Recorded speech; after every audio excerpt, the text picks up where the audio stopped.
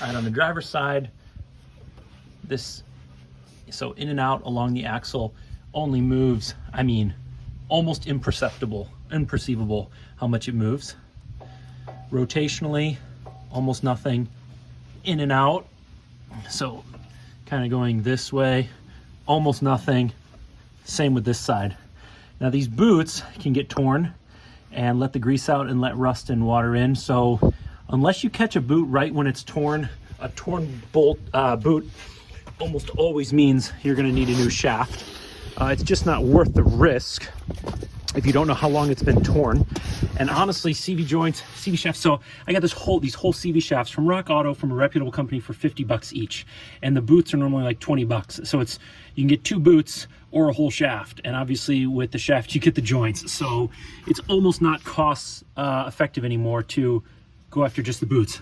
Okay, so on the passenger side, so as I go along the axle, you can hear noise. Here, it's really stiff, but then here, you can see, I hope you can see, you can actually see the whole thing is moving. That's actually a really good example. Now the movement will vary based on the shaft rotation, and that's actually why sometimes noises come and go with CV shafts, because as they rotate, the movement changes. So, all right, I got both shafts out. The passenger side one was a real bear, also because I tried to cheat and not remove the exhaust downpipe.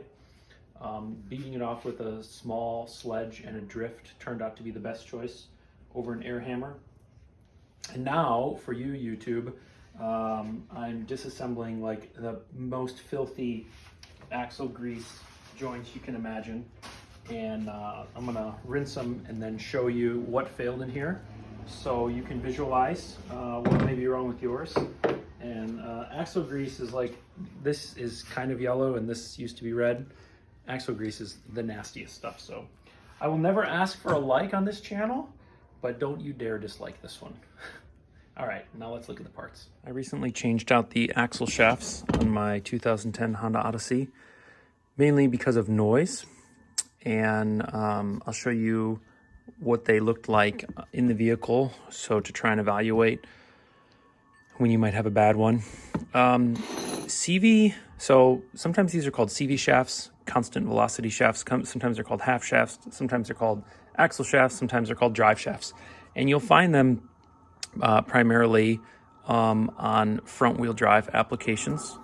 Although they have made their way into rear wheel drive applications if you don't have a solid axle in the back and you have independent suspension.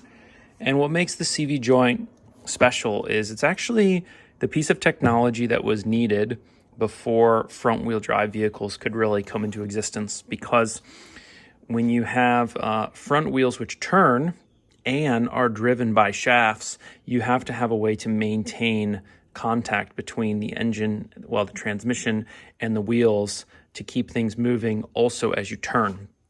And so you needed something more sophisticated than a U-joint, which we've had on rear drive shafts for a long time. And so in a CV joint, you have this inner cup with these journals, and then you have some balls. You have this inner cage, and you have this inner what accepts the shaft. So in this case, it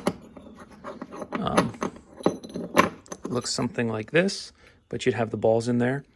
And so it's essentially a sophisticated joint that allows for continuous contact even at articulated angles. And this one is not bad, I would say. I'm no metallurgist and I'm not a CV shaft expert, but I did work with some chassis engineers at Volkswagen. So you can see some wear here, but it's still quite smooth. Nothing you'd feel ever just so slightly with the fingernail. The balls are all in good shape. But on this side, where I actually had the problem. Hey, Tim. I'm making a YouTube video. Yeah. So here, you can see some really bad pitting right there. Let me zoom in on that. So if you look right here, there's some really super bad pitting, and you actually have it here as well. I was trying to disassemble this joint, but it's really pressed in there and I didn't have something to remove it. So this is, I mean, this is more than something you'd feel with a fingernail. It's quite significant. And so this will cause kind of like a clack type of noise very often, or sometimes it can cause like a roar. A lot of times CV joint noises will show up as you do what we call a load change. So if you go from coasting to accelerating, what you may have not thought about is when you're accelerating, the engine is turning the transmission, which is turning the axles, which is turning the wheels.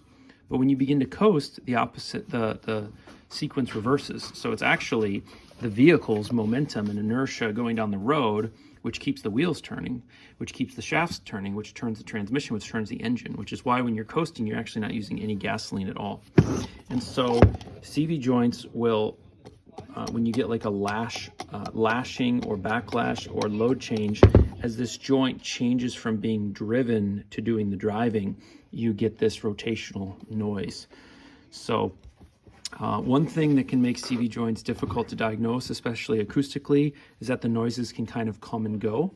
So if you have a noise that seems rotational or related to load changes on and off, but is also changed by turning the steering wheel to the left or turning the steering wheel to the right, that could be a hint that you have something going on in the CV joint, because where the balls ride in this slot are dependent on the articulation of the steering wheel. So you can just imagine that they kind of ride in the middle here, but then when you turn left, they come out here, and when they turn right, they go in here. So if you have damage here, you won't notice it except under certain circumstances. And in this case, you have the same situation. You have the same situation where you have wear on this side. Sorry, you have wear on this side, but not on this side. So that would again show up in a load change that might only show up on decel and not accel. So yeah, hopefully that's kind of interesting. I'm trying to kind of bridge the gap between like how to do stuff, how stuff works, how stuff is engineered, how to diagnose it, just kind of bridge those different worlds. There's a lot of YouTube videos about how to change parts, and then there's a lot of really smart engineers who explain things about metallurgy, but kind of bridging the gap is something I think maybe I can contribute to the world that could be helpful. So yeah, I hope you like that. If not, give it a thumbs down, let me know, and good luck changing your own CV joints if you have to do it. All right, folks, take care.